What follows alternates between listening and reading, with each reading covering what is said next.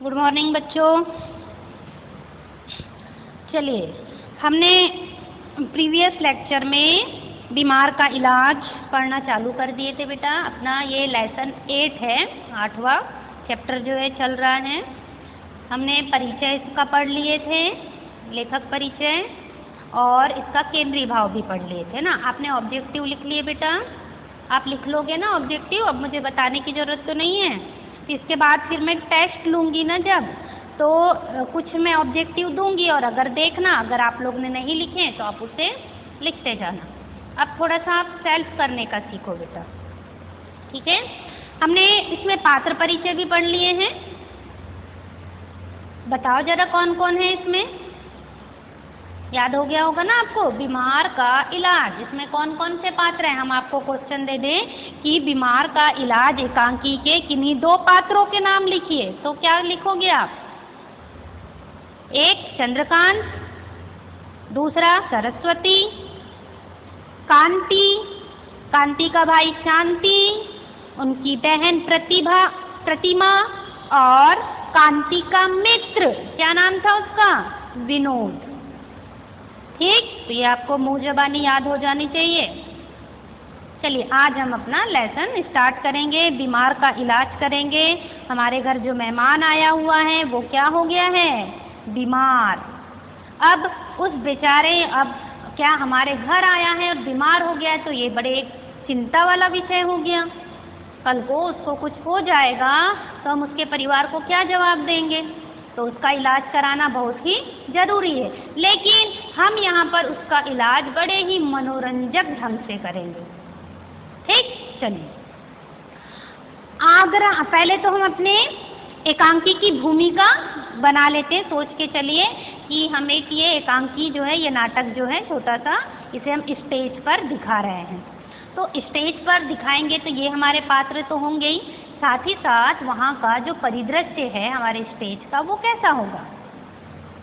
तो हम देखेंगे कि आगरा में, कहाँ की घटना है बेटा, ये आगरा की, ठीक है।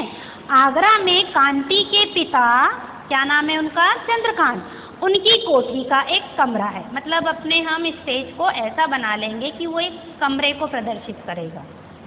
कमरे की सजावट एक संपन्न परिवार के अनुरूप है, कि एक संपन्न परिवार, जिस परिवार में हर एक चीज मौजूद होती है, यानी कि सोफा सेट है, पलंग है, कुर्सियां हैं, तिपाई बिछी हुई है, आदि वस्तुएं वहाँ पे मौजूद है।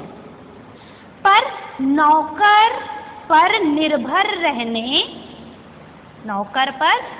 रहने और रूढ़िवादी गृह स्वामिनी के कारण, अब यहाँ बहुत ही महत्वपूर्ण है ये।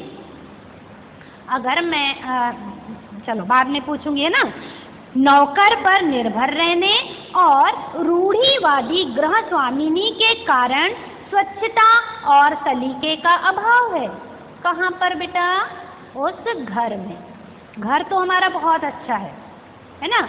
एक संपन्न परिवार में जैसा होना चाहिए बिल्कुल वैसा ही है, लेकिन इस घर में हम देखेंगे कि स्वच्छता का अभाव है। अब स्वच्छता का अभाव है तो वो क्यों है, क्योंकि उस घर की जो स्वामिनी है, एक तो वो नौकर पर निर्भर है कि नौकर ने किया तो किया, नहीं तो ठीक है। और दूसरा हम देखेंगे कि उसकी जो विचारधारा है वो रूढ़िवादी है। रूढ़िवादी मतलब पुराने ढकोसले वाली, है ना। पुरानी मान्यताओं को, रीति रिवाजों को वो फॉलो करती है। तो इसके कारण उस घर में स्वच्छता और सलीके का अभाव है। दरी तो बिछी हुई है, हम देखेंगे कि हमारे कमरे में दरी बिछी हुई है, लेकिन दरी पर बिछी हुई जो चादर है वो काफी मैली है।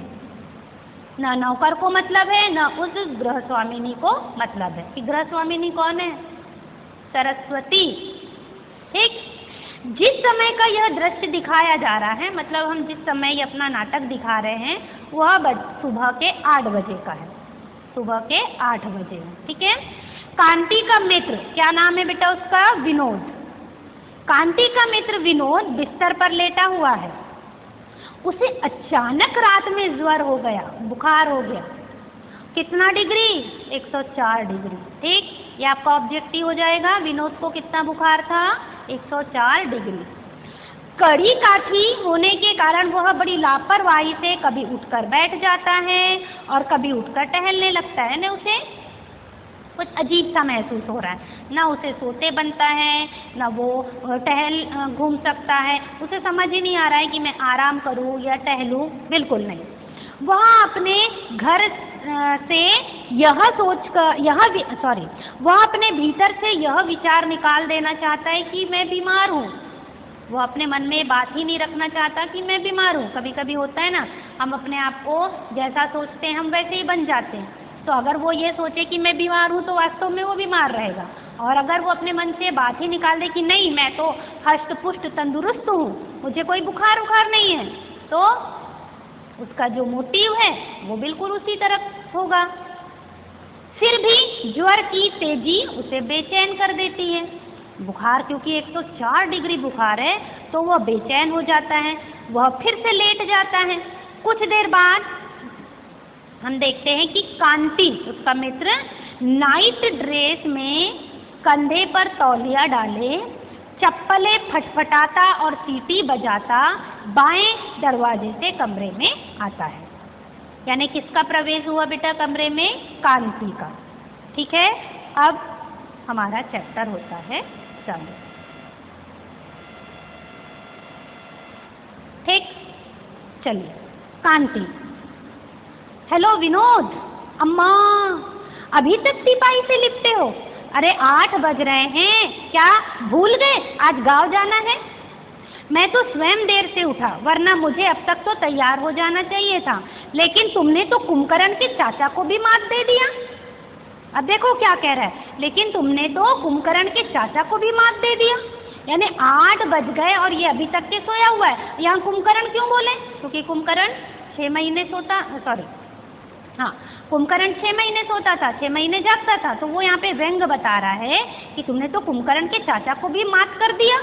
यार खैर तो है, क्या बात है, सब ठीक ठाक तो है?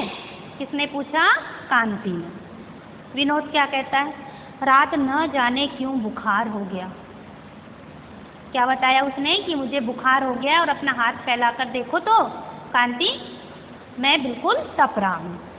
कांति जैसे ही उसकी देह को छूता है, मतलब उसके शरीर को छूता है, ओह सारी देह अंगारे की तरह दहक रही है। सारी देह मतलब उसका सारा शरीर किसकी तरह? आग की तरह दहक रहा है, मतलब बहुत गर्म है। विनोद, कमबख्त बुखार कैसे बेमौके आ धमका? विनोद कहता है कि नहीं पता, मैं तो कल तक बिल्कुल ठीक ठाक था, ये अचानक से कैसे आ गया? कांति कहता है यार इस बुखार ने तो सारा मजा ही किरकिरा कर दिया। क्योंकि बेटा विनोद क्यों आया था कांति के यहाँ? छुट्टी बिताने के लिए आया था। तो जैसे ही कांति को पता चलता है कि विनोद को बुखार आ गया है तो वो क्या कहता है? अफसोस जाहिर करते हुए कहता है कि इस बुखार ने तो सारा मजा ही किरकिरा कर दिया। अरे इलाहाबाद से मैं तुम्हें कितने आग्रह से, मतलब मनाकर छुट्टियां बिताने के लिए यहाँ आगरा लाया था। इसे आपको ऑब्जेक्टिव बनाना है। कहाँ से आया था वो? आगरा से आया था। सोचा था कुछ दिन यहाँ घर में आनंद मौज करेंगे और फिर खूब गांव की सैर करेंगे, पर यहाँ तो और कुछ ही हो गया। विनोद बोलता है मालूम होता है मेरे भाग्य में गांव की सैर लिखी नहीं है, ये छुट्टियाँ बेकार हो गई। क्यों बोला बेटा उसने ऐसा? क्योंकि उसे बुखार आ गया था। कांति कहता है गांव का रास्ता बड़ा उबड़ खाबड़ है, इस दशा में तुम्हारा गांव जाना असंभव है। मतलब ऐसे बुखार भरे शरीर में तुम गांव में तो जाओगे नहीं, क्योंकि गांव का रास्ता उबड़ खाबड़ है। सोचता हूँ कि मैं भी न जाऊँ, पर जाए बिना काम भी तो नहीं चलेगा, कहो तो मैं अकेला ही हो आऊँ। इफ़ यू डोंट माइंड, अगर तुम्हें बुरा न लगे तो क्या मैं अकेले ही घूम आऊँ? विनोद कहता है नहीं नहीं तुम जाओ। विनोद क्या कहता है कि तुम मेरी रास्ता मत देखो, तुम जाओ। उन्होंने आग्रह करके तुम्हें बुलाया है तो हो आओ। मतलब गाँव में जिनने भी उनको बुलाया है बहुत आग्रह किया है, तुम चले जाओ, मैं ठीक हो जाऊँगा, कोई बात नहीं है, तुम्हें कोई तकलीफ ना होगी। कांति कहता है ठीक है, पर तुम्हें कोई तकलीफ ना होगी, डॉक्टर आ जाएगा, फिर माता पिता भी हैं घर पे, और मैं भी तो शाम को ही लौटने का यत्न करूँगा, मतलब मैं भी जल्दी आ जाऊँगा, तुम्हें घबराने की ज़रूरत नहीं है। और तुम्हारे बुखार का इलाज भी जो है डॉक्टरों के माध्यम से कर देंगे, घर में मम्मी पापा भी है, तो तुम्हें किसी प्रकार की तकलीफ नहीं होगी। तो विनोद कहता है नहीं नहीं, मामूली सा बुखार है, ठीक हो जाएगा, तुम जाओ। किसे कहा उसने? विनोद ने कांति को, कि ऐसी मामूली सा बुखार है यार, ठीक हो जाएगा, तुम जाओ, तुम टहल घूमाओ। कांति के पिता चंद्रकांत का प्रवेश। अब कौन आ गया? वैसे ही जैसे कांति जाने ही वाला था कि कांति के पिता चंद्रकांत जी आ गए। अब उनने दरवाजे से सब सुन लिया। अब देखो चंद्रकांत दूर से, किसको बुखार है बेटा कांति? अरे इतनी देर हो गई, तुम अभी तक गाँव नहीं गए? धूप हो जाएगी, धूप, धूल और धुआं। देखो धूप, धूल और धुआं, ये तीन ना सही 2 आदमी के प्राण निकालने को काफी है। ये 3 है लेकिन 2 आदमी को आराम से मार सकते हैं। कौन? धूप, धूल और धुआं।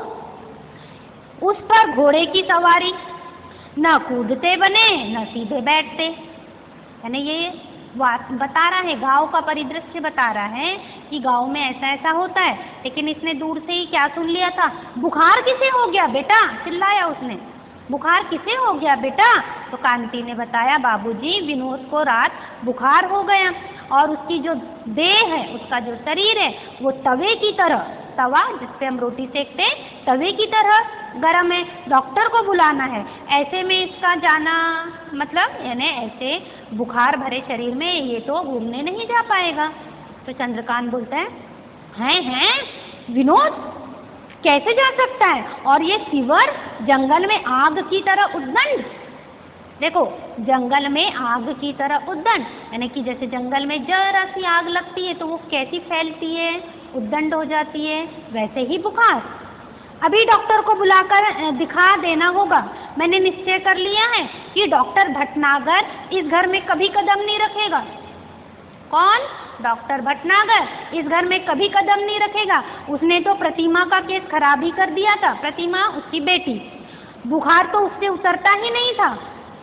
किसने बोला? चंद्रकांत ने, कि एक बार प्रतिमा जब बीमार हुई थी तो डॉक्टर भटनागर को उसके इलाज के लिए ले आए थे, पर देखे कि प्रतिमा की जो तबीयत है और ज़्यादा बिगड़ रही थी। तब से उनने निश्चय कर लिया था कि डॉक्टर भटनागर जो है कभी इस घर में कदम नहीं रखेंगे, क्योंकि बुखार तो उससे उतरता ही न था। डॉक्टर गुप्ता ने आते ही उसका बुखार उतार दिया। अब यहाँ हम देखेंगे कि डॉक्टर भटनागर से चंद्रकांत की बिल्कुल नहीं पटती और डॉक्टर गुप्ता पे उनको बड़ा विश्वास है। वो कहता है कि डॉक्टर गुप्ता ने आते ही उसका बुखार उतार दिया था। अब तो गुप्ता ही मेरे फैमिली डॉक्टर हैं, मतलब चंद्रकांत के फैमिली डॉक्टर कौन है? डॉक्टर गुप्ता। गुप्ता को बुलाओ। सुखिया, ओ सुखिया जा तो जरा डॉक्टर गुप्ता को तो बुला ले आ। सुखिया कौन? उनके घर का नौकर। कांति, डॉक्टर भटनागर में मेरा फेथ कभी रहा नहीं। फेथ मतलब विश्वास।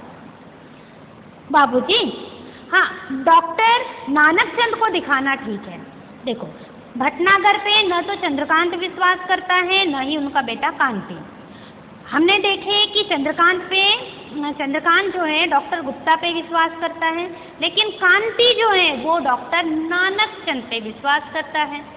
नानकचंद न जाने उसके हाथ में कैसा जादू है। कौन बोल रहा है? ये कांति, कि डॉक्टर नानकचंद को दिखाना ठीक है, न जाने उसके हाथ में कैसा जादू है।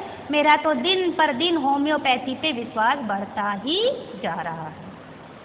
इसका मतलब क्या हुआ कि चंद्रकांत एलोपैथी डॉक्टर पर विश्वास करता है और कांति होम्योपैथी डॉक्टर पर।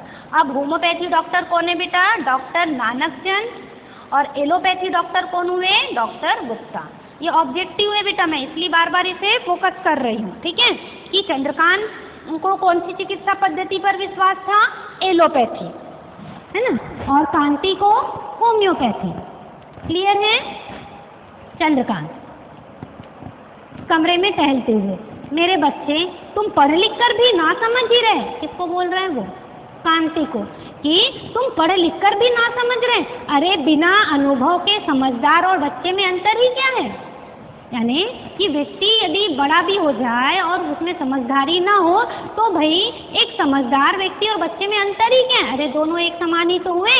अरे होम्योपैथी भी कोई इलाज है? गांठ बांध लो। गांठ बांध लो मतलब अच्छी तरह से याद रखो कि क्या? कड़वी भेषज बिन पिए मिटे न तन को ताप। कड़वी मतलब जब तक तुम कड़वी दवाई, भेषज मतलब दवाई, औषधि, जब तक तुम कड़वी दवाई नहीं पियोगे मिटे न तन को ताप, तब तक तुम्हारे तन का यानी शरीर का ताप मतलब बुखार नहीं उतरेगा। इस बात को गांठ बांध लो। ये बाल धूप में सफेद नहीं हुए हैं। किसने कहा? चंद्रकांत ने थोड़ा सा झल्लाते हुए अपने बेटे से कहा कि तुम इस बात को गांठ बांध लो कि जब तक तुम कड़वी दवा नहीं पियोगे तुम्हारे शरीर का ताप नहीं उतरेगा। इसलिए हमें किसे बुलाना चाहिए? डॉक्टर गुप्ता को, न कि डॉक्टर नानकचंद को। अब यानी होम्योपैथी की दवा कैसी होती है बेटा? मीठी। और एलोपैथी की कैसी होती? कड़वी। कहते क्यों नहीं विनोद बेटा? है ना, वो विनोद को कहता है कि विनोद तुम भी बताओ मैं क्या गलत बोल रहा हूँ, समझाओ। किसे? कांति को जरा समझाओ। तो विनोद बेचारा क्या करता? बाप बेटे में पिस गया तो बोलता है जी और करवट बदल लेता है। तो फिर चंद्रकांत, ये वैद्य हकीम क्या जाने, हरड़ बहेड़ा और शरबत शोरबे के पंडित। यानी उनको क्या कहता है? देखो वो होम्योपैथी के डॉक्टर को वैद्य हकीम, जो जड़ी बूटियों के पंडित होते हैं, किसी दवाई के नहीं। कांति, मैं चाहता हूँ आप इस मामले में दखल न दें। कौन कहता है? कांति। क्योंकि ये मेरे मित्र की बात है तो वो क्या कहता है कि मैं चाहता हूँ कि तुम हमारे मामले में दखल न दो। तो चंद्रकांत कहते नहीं, यह नहीं हो सकेगा।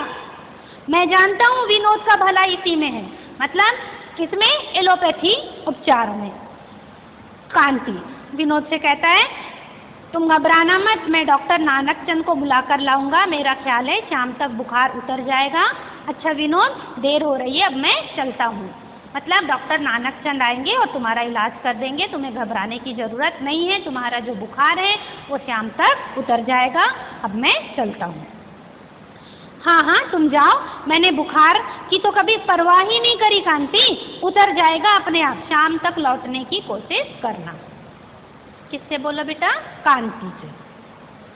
अवश्य अवश्य, तुम्हारे बिना मेरा मन भी तो नहीं लगेगा, लेकिन जाना भी जरूर है। अच्छा, विश यू स्पीडी रिकवरी। सीटी बजाता हुआ वहाँ से चला जाता है। विनोद उसको क्या कहता है? नमस्कार, और करवट बदल लेता है। अब इसी समय कांति की माँ का प्रवेश हो जाता है उसी कमरे में। अब सरस्वती क्या कहती कमरे में? विनोद क्या बात है? अरे उठो, चाय तैयार है, कुछ खाओ पियो। क्या बात है? खैर तो है? सब कुछ ठीक ठाक तो है? कुछ तबीयत खराब है क्या? उसका हाथ छूती है विनोद का। हाय हाय, देखो तो कितना बुखार है, मुंह इंगुर सा लाल हो रहा है बेचारे का। देखो उसकी लैंग्वेज बेटा, पढ़ी लिखी नहीं है वो, है ना। मुंह इंगुर सा लाल हो रहा है बेचारे का। इंगुर सा होता है ना बंदर की एक प्रजाति जिसका लाल मुंह होता है, उसको बोल रही है कि उसके जैसे लाल मुंह हो गया इस बेचारे का। घबराओ नहीं बेटा, मैं अभी वैद्य हकीम चंद को बुलाती हूँ। ये तीसरा डॉक्टर हुआ है ना। मैं अभी हकीम चंद को बुलाती हूँ, वे काफी काबिल वैद्य हैं। अरे शांति, अपने बेटे को बुला रही है। ओ शांति, देख तो बेटा, जा जरा हकीम चंद को तो, वैद्य जी को तो बुला ले आ। अब चंद्रकांत गुप्ता को बुलाने बोला, कांति ने नानकचंद को बुलाने बोला। अब माता जी आई, वो बोलती है डॉक्टर हरिचंद को बुला के ले आओ, वैद्य जी को। विनोद, माताजी बाबूजी ने डॉक्टर गुप्ता को बुलाया है और शायद कांति ने डॉक्टर नानकचंद को। अब इसने बता दिया। अब माताजी, लो और सुनो, इनके मारे मेरी नाक में दम है। नाक में दम मतलब परेशान। इनके मतलब अपने पति को बोल रही है कि इनके मारे तो मेरे नाक में दम है। उस मरे डॉक्टर को कुछ ना आवे है ना जावे है। उस मरे डॉक्टर को, क्या कह रही हूँ, डॉक्टर को बेचारे को, उस मरे डॉक्टर को न तो कुछ आवे है न कुछ जावे, मतलब वो तो कुछ भी नहीं जानता। न जाने क्यों डॉक्टर गुप्ता के पीछे ही पड़े होंगे। नहीं, जब उसको कुछ आता ही नहीं है तो फिर भी उसी के पीछे पड़े रहते। क्या नाम है उस मरे, उस भटनागर का? इन दोनों ने तो प्रतिमा को मार ही डाला था। वह तो कहो भला हो इन वैद्य जी का बचा लिया। अरे जा बेटा शांति, जा तो जल्दी जल्दी जल्दी जा और हकीम चंद को तो बुला ले आ। किसने कहा? सरस्वती ने। जाओ हूँ माँ, शांति ने कहा अब भी जाता हूँ। सरस्वती, अरे ओ प्रतिमा, प्रतिमा कहाँ गई? प्रतिमा दूर से, हाँ माँ क्या है? तो सरस्वती, देख तो जा जरा मंदिर में पंडित जी पूजा कर रहे हैं, उनसे कहियो जरा इधर होते जाएं और देख उनसे ये भी कहियो कि मार्जन का जल लेते आवे, विनोद भैया बीमार है। पंडित को भी बुला रहे हैं अब यहाँ, ये चौथा हो गया है ना। मंदिर में पंडित जी पूजा कर रहे हैं, उनसे कहियो जरा इधर होते जाएं और जरा देख उनसे ये भी कहियो कि मार्जन का जल लेते आवे। मार्जन वो जो अपन भगवान को छिड़कते हैं ना, वो वाला पानी लेते आवे। विनोद उत्सुकता से बेचारा करवट बदलकर पंडित जी क्या कहता है कि पंडित जी का क्या होगा माँ? क्या कह रहा है वो सरस्वती से? पंडित जी का क्या होगा माँ, मतलब पंडित जी यहाँ आकर क्या करेंगे? तो सरस्वती कहती बेटा अपने वो पंडित जी रोज पूजा करने आवे हैं, जरा मार्जन कर देंगे, सारी अला बला दूर हो जाएगी। क्या कह रही? देखो सारी अला बला दूर हो जाएगी। अरे मिश्रानी, ओ मिश्रानी, बहू जी, अरे देख तो थोड़ा दूध तो गर्म करके लाइयो। विनोद, दूध तो मैं नहीं पीऊंगा माता जी, साफ बोल देता है कि मैं दूध नहीं पीऊंगा। तो सरस चिल्लाकर, अच्छा रहने दे, क्या हर्ज है, थोड़ी देर बाद सही, यानी अभी नहीं तो बाद में पी लेना। अब क्या होता है कि जैसे ही वो जाने लगती है वैसे ही मार्जन का जल दुर्वा लेकर पंडित जी कमरे में आ जाते हैं। देखो पंडित जी, तुम्हारी पूजा से प्रतिमा जी उठी थी, उसकी बेटी, याद है ना? ये मेरे कांति का मित्र है, जरा मंत्र पढ़कर इसका मार्जन तो कर दो, मतलब विनोद को भी तुम ठीक कर दो। तो वो क्या कहता है पंडित, क्यों नहीं बहू जी, मंत्र का बड़ा प्रभाव है। पुराने समय में दवा दारू कौन करे था? बस मंत्र अभिषिक्त जल से मार्जन किया कि बीमारी गई। कौन बोला? पंडित जी। यानी पंडित जी यहाँ बताना चाह रहे हैं कि प्राचीन समय में कहाँ डॉक्टर होते थे, तो डॉक्टर की जगह कहाँ कोई दवा दारू करता था, बल्कि उस मार्जन वाले जल से, मतलब जो मंत्र से अभिषिक्त होता था, उस जल से मार्जन कर देते थे और बीमारी छूमंतर हो जाती थी। तो सरस्वती क्या कहती है? सच कहो हो पंडित जी, मतलब आप सच कह रहे हो पंडित जी, जरा कर दो तो मार्जन। वैसे मैंने अपने उन वैद्य जी को भी बुलाया है, शांति गया है उसे बुलाने को। तो पंडित जी क्या कहते हैं? तभी मैं कहूँ आज शांति बाबू दिखाई नहीं दिए। ठीक है, एक शत्रु पर जब दो पिल पड़े तो वह कैसे बचकर जाएगा? किसने कहा? पंडित जी ने। कि एक शत्रु पर, एक शत्रु कौन है? ये बीमार विनोद, ठीक है, दो पिल पड़े, मतलब दो लोग उससे एक शत्रु से दो लोग लड़ाई करेंगे। कौन? एक तो हरिश्चंद्र, दूसरे पंडित जी, है ना। ये दोनों जब उस बीमारी पर प्रहार करेंगे तो ये बीमारी को तो दूर होना ही पड़ेगा। हाँ और क्या, पर आजकल के ये पढ़े लिखे कुछ माने तब ना। तुम्हारे उन्हीं को देख लो, कौन को? चंद्रकांत को।